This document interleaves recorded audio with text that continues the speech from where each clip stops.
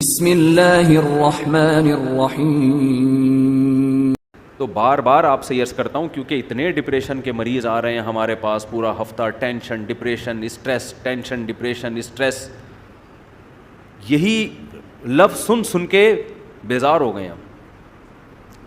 تو کیوں لے رہے ہو ٹینشن یار؟ اپنی صحت پہ کبھی کمپرومائز نہ کرو اور اللہ پہ اعتماد اور توکل کرو گے تو ٹینشن ختم ہوگی۔ اللہ پہ اعتماد نہیں ہے نا، اسباب پہ نظر ہیں، یہ کروں گا تو یہ ہو جائے گا، یہ نہیں کیا تو یہ نہیں ہوگا، تو گئے بس کام سے۔ جب ڈکشنری سے اللہ نکل جاتا ہے نا، پھر آدمی کہتا ہے اگر میں یہ کروں گا تو یہ ہوگا، یہ نہیں کروں گا تو یہ نہیں ہوگا، اور یہ کیا جا نہیں رہا ہے مجھ سے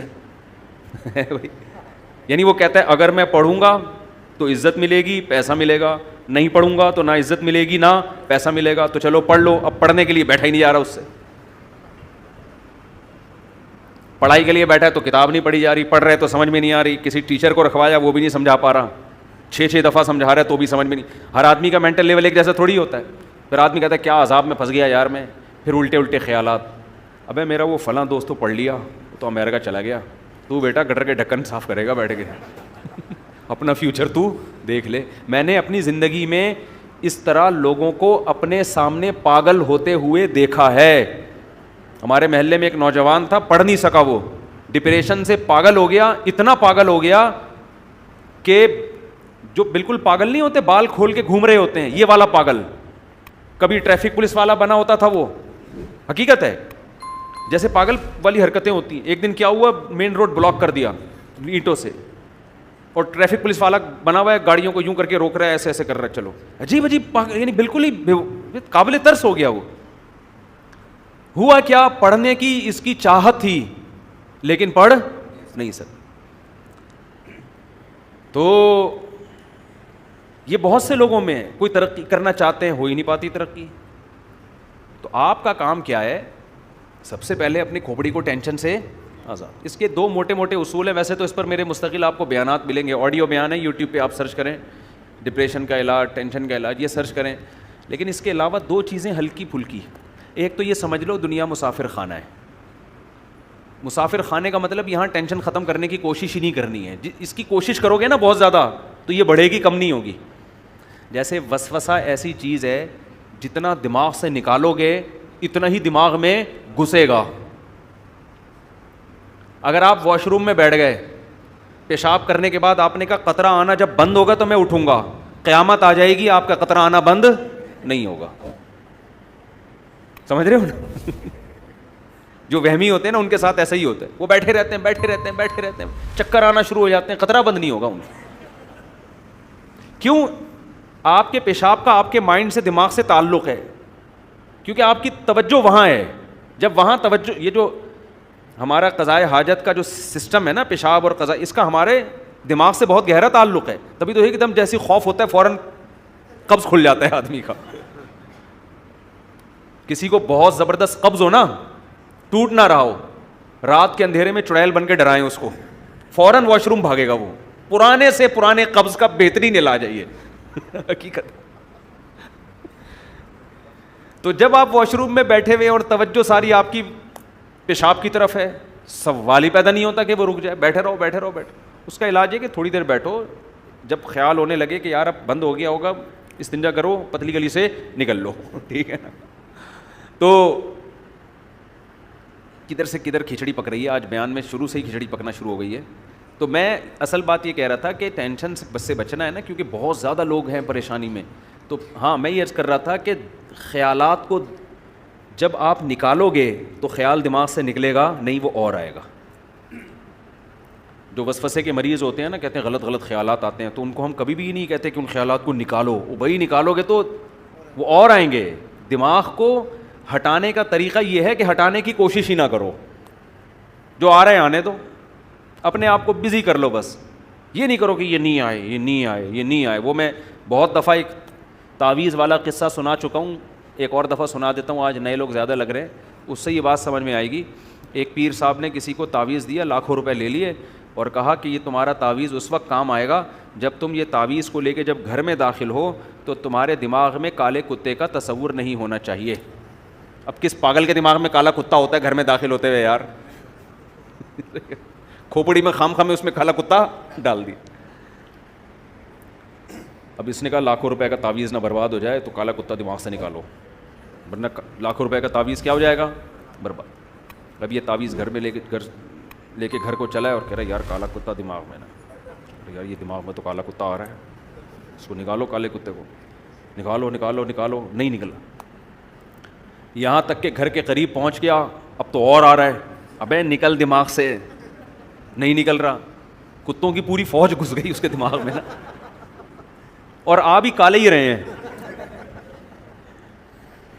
پھر ریورس گیئر لگا کے دروازے سے پیچھے آتا, پھر گھستا, بالآخر نہیں نکلنا تھا اس نے, سوال ہی پیدا نہیں ہوتا. کوئی میڈیسن کوئی وظیفہ ایسا نہیں ہے جو کتا دماغ سے نکال دے, اور گھر میں گھس گیا.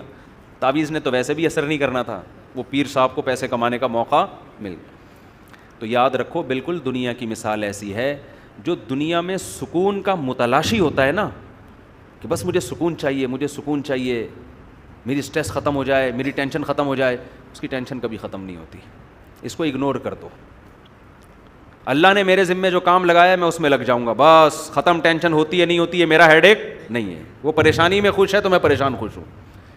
اس کا سب سے پہلا علاج یہ ہو کہ پریشانی ختم ہو جائے گی آپ کی, اس کا سب سے پہلا فائدہ یہ ہو.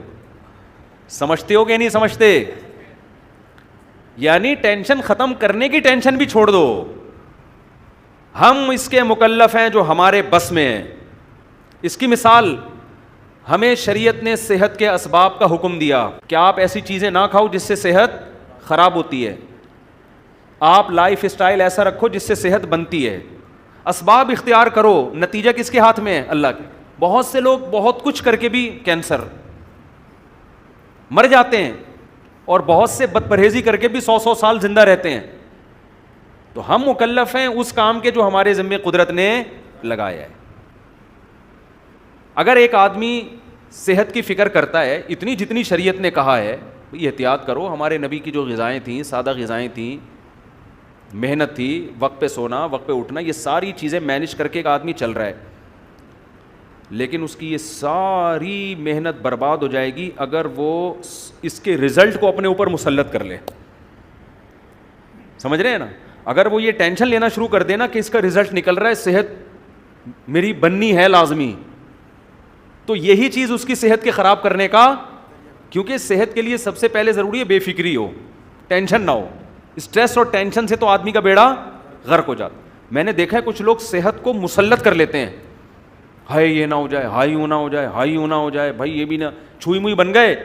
یہی چیز ان کو ڈپریشن میں لے گئی. تو آپ نے اسباب اختیار کرنے ہیں, بن گئی ٹھیک ہے, نہیں بنی تو کون سا یار, ہم نے قیامت کا اعلان کر کے تھوڑی جانا ہے, وہیں جانا ہے جہاں بیمار لوگ گئے ہیں. ہم بھی مر جائیں گے, وہ بھی مر جائیں گے, فنش کہانی. کتنے دن زندہ رہنا ہے ہم نے. تو خوش آدمی صحت مند ہوتا ہے, کامیاب ہوتا ہے, بھلے اس کے پاس پیسے نہ ہوں. تو اس لیے ہاں, تو میں پہلی بات یہ عرض کر رہا تھا, 2 اہم چیزیں ہیں. پہلا چیز کیا, دنیا کو مسافر خانہ سمجھے انسان. جب مسافر خانہ سمجھے تو کامیابی کے اسباب اختیار کرے گا, کامیابی کو دماغ میں مسلط نہیں کرے گا. اللہ دے دے کامیابی ٹھیک ہے, نہیں دے تو بھی ٹھیک. دوسری چیز اللہ پہ توکل. توکل کا مطلب یہ ہوتا ہے اللہ نے جو قانون بنایا ہے عمل کا, میں اس کو تو فوکس کروں گا, ہر کامیابی کا سبب میں اختیار کروں گا, نتیجہ میرے ہاتھ میں نہیں ہے. نتیجہ جو بھی نکلے, چاہے الٹا نکلے, وہ میرے لیے بہتر ہی ہوگا. میں بار بار مثال دیتا ہوں نا یعقوب علیہ السلام کی. ساری زندگی ٹینشنوں میں, سارے نتیجے الٹے ہی نکل رہے ہیں. ایک بچہ گم ہوا, پھر دوسرا بھی گم ہو گیا, لیکن اللہ پہ توکل کر رہے ہیں, جو ہو رہا ہے میرے حق میں کیا ہو رہا ہے, بہتر. رزلٹ کیا ہوا, بہتر ہوا نا, رزلٹ سب سے اچھا ہوا. زکریا علیہ السلام کو اولاد ہی نہیں مل رہی, دعائیں مانگ مانگ کے آخر میں اولاد ملی, ایسی ملی کہ پیغمبر دے دی اللہ نے, پیغمبر مل گئے ان کو. تو یعنی حضرت حکیم الامہ مولانا شرف علی تھانوی رحمہ اللہ تعالیٰ فرمایا کرتے تھے, یعنی ان 2 باتوں کا میں خلاصہ بیان کر رہا ہوں ان کی زبان میں, کہ رضا بالقدر, اپنے آپ کو اللہ کے حوالے کر دے, اپنے آپ کو اللہ کے سپرد, کہ جو میرے ساتھ ہوگا وہ میرے حق میں بہتر, بس میں اس پہ راضی ہوں. میں خدا نہیں ہوں, خدا کوئی اور ہے, بس جو ہوگا کیا ہوگا, بہتر. لیکن اس کا دیندار لوگ غلط مطلب لیتے ہیں, جو ہوگا بہتر ہوگا, لہذا بھاڑ میں جائے, جو مرضی کرنا ہے کرتے رہو بیٹھ کے, ہوگا تو وہی جو اللہ چاہے گا. یہ غلط مطلب ہے. ابے شوگر کا مریض لڈو کھا رہا ہے بیٹھ کے, اس کو کوئی سمجھا رہا ہے بھائی یہ تیرے کھانے کی چیز نہیں ہے, مرے گا, وہ کہے گا میں اللہ کی تقدیر پہ کیا ہوں, راضی ہوں. یہ مطلب نہیں ہے.